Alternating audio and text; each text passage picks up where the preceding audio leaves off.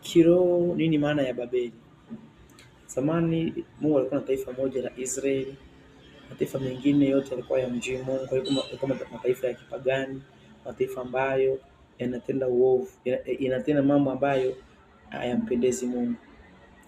Kwa hiyo taifa la Babeli ni taifa ambalo limejaa uovu, wanaabudu miungu, sanamu, yaani kila aina ya uchafu unafanyika kule. Kiroho Babeli ni Ukristo ambao umeingiliwa, au ulimwengu wa kidini ambao umeingiliwa. Ulimwengu, kipindi Mungu kwenye kazi yake huwa panatokea uasi kwa sababu ya mharibifu kuingia.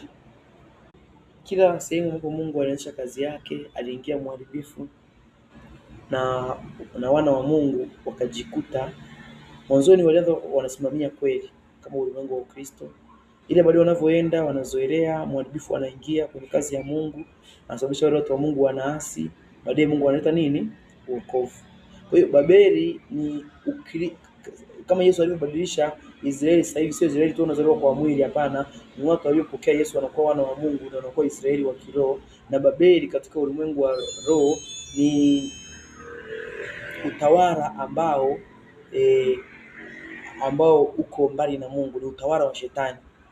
Kwa ni makanisa, ni ulimwengu unajiita wa Kristo kinje, kama zamani walikuwa Mafarisayo na Masadukayo, ila kiroho ni ulimwengu ambao una mbegu ya shetani. Kwa hiyo inaitwa nini? Babeli.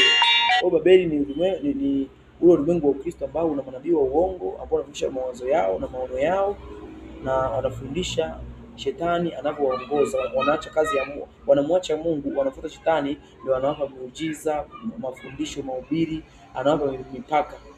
Kwa hiyo huo ndio ulimwengu wa Ukristo ambao umeasi baada ya mharibifu kuingia kwenye makanisa, ndio unaitwa Babeli.